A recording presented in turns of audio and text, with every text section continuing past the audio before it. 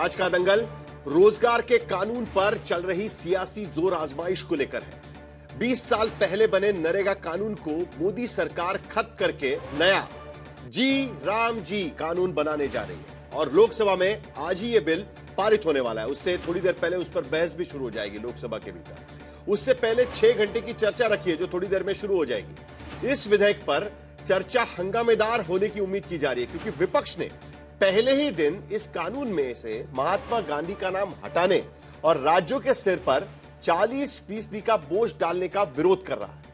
दरअसल अब रोजगार गारंटी कानून को लेकर सियासी बापू बनाम रामजी के नाम की ही हो चुकी है क्योंकि महात्मा गांधी का नाम हटाना और किसी ना किसी तरीके से राम का नाम उसमें लाना, इसको लेकर दरअसल सियासत हो रही है। कांग्रेस आरोप लगा रही है कि बीजेपी महात्मा गांधी के ग्राम स्वराज से रामराज वाली फिलॉसफी वाले कानून को खत्म करके जय श्री राम वाला जी राम जी कानून लाकर धार्मिक राजनीति का फायदा उठाने की कोशिश कर रही है। विपक्ष की शिकायत है कि सरकार इस प्रस्तावित कानून के जरिए गांवों में रोजगार की गारंटी वाले कानून को खत्म करके उसकी दिशा में दरअसल कदम बढ़ा रही है और जबकि बीजेपी ने कहा है कि नया कानून 100 की जगह 125 दिन की गारंटी देगा, पैसों का उचित इस्तेमाल किया जाएगा, जरूरी योजनाओं पर ही खर्च होगा और भ्रष्टाचार भी खत्म होगा कि नहीं होगा पता नहीं, लेकिन दावा है कि भ्रष्टाचार खत्म होगा। दोनों पक्षों की अपनी अपनी दलीलें हैं और दावे भी हैं और उसी पर आज के दंगल में हम चर्चा करेंगे। खास करके ये जानने की कोशिश करेंगे कि महात्मा गांधी का नाम हटाकर जी राम जी ये जो नया नाम देने की कोशिश की जा रही है उसके पहले पीछे की सियासत क्या है वो जानना जरूरी है। लेकिन पहले ये रिपोर्ट देखें। 1,51,000 इसके पहले कई रोजगार गांवों में बेरोजगारों को रोजगार की गारंटी वाले कानून में तब्दीली हुई तो सियासत हे राम वाले बापू से लेकर जय श्री राम वाले जी राम जी तक पहुंच गई। विपक्ष के तमाम विरोध के बावजूद सरकार ने संसद में मनरेगा जैसा नया विधेयक पेश किया है जिसे बीबीजी रामजी विधेयक कहा जा रहा है। मौजूदा विधेयक और पुराने कानून में नाम के अलावा 2-3 बड़े फर्क हैं, लेकिन सियासत विचारधारा को लेकर गर्म है क्योंकि पक्ष विपक्ष दोनों इस योजना को चुनावी कामयाबी की चाबी समझते हैं, लिहाजा श्रेय की होड़ भी लगी है। 2 दिनों से कांग्रेस की सबसे बड़ी शिकायत है कि सरकार ने मनरेगा में से महात्मा गांधी का नाम क्यों हटा दिया। दरअसल जिस नरेगा ने हिंदुस्तान में रोजगार की गारंटी का बेमिसाल मौका पैदा किया था, उस नरेगा की आत्मा में बापू के ग्राम स्वराज से राम राज्य की संकल्पना थी क्योंकि 2004 का चुनाव शाइनिंग इंडिया बनाम गांव ग्रामीण किसान का चुनाव था। देश ने दूसरा विकल्प चुना। तब के चुनाव में कांग्रेस गठबंधन के दलों को ग्रामीण इलाकों में 187 सीटें तो शहरी इलाकों में 35 सीटें मिली थी।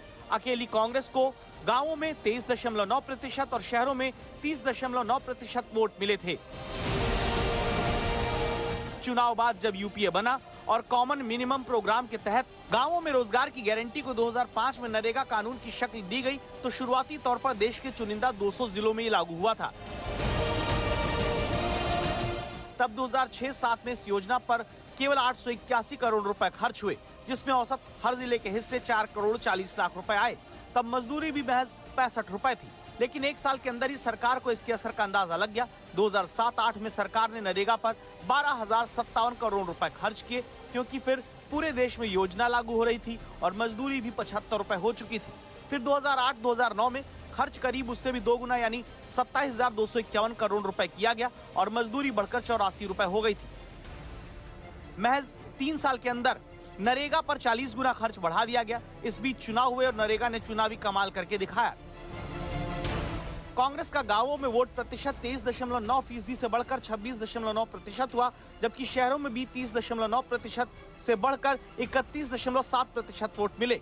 2009 में बीजेपी का वोट दोनों जगह घटा। गांवों में 21.5% की जगह 17.7% और शहरों में 21.2 की जगह 19.1% वोट ही मिला। 2009 में एक बार फिर से यूपीए की सरकार बन गई। मनरेगा पर खर्च बढ़ने की रफ्तार थम गई। जिस मनरेगा में हर साल 2 गुने से अधिक का खर्च बढ़ रहा था वो यूपीए 2 की सरकार में मामूली बढ़त के साथ चलता रहा। 2009-10 में 37,905 करोड़ रुपए खर्च हुए। 2010-11 में 39,772 करोड़ रुपए। 2011-12 में खर्च घटकर 37,637 करोड़ रुपए हो गया।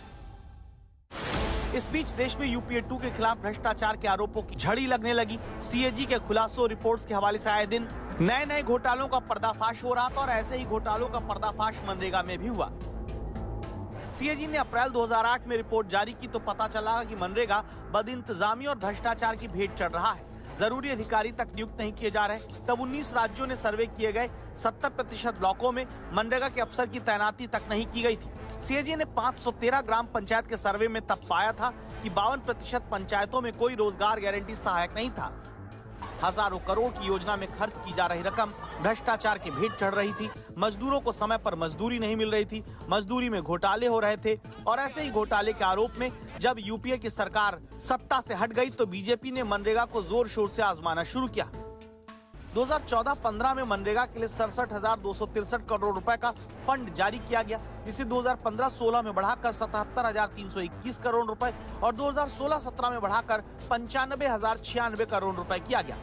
कोविड के दौर में केंद्र ने मनरेगा पर रिकॉर्ड 1 लाख करोड़ रुपए से अधिक खर्च किए, लेकिन 2024 के चुनाव में मनरेगा का वैसा फायदा बीजेपी को नहीं मिल सका जैसा कि 2009 में यूपीए को मिला था। लिहाजा बीजेपी ने अब बापू के मनरेगा को राम जी के नाम में रंगकर महात्मा गांधी के ग्राम स्वराज से लेकर बीजेपी के राम वाले हिंदुत्व के कलेवर में समेटकर दोहरे असर की उम्मीद की है। अब बापू के नाम वाला मनरेगा राम जी के नाम से गांव ग्रामीण किसान का कितना कल्याण कर पाएगा, ये नए कानून के लागू होने के बाद पता चलेगा। आज तक ब्यूरो।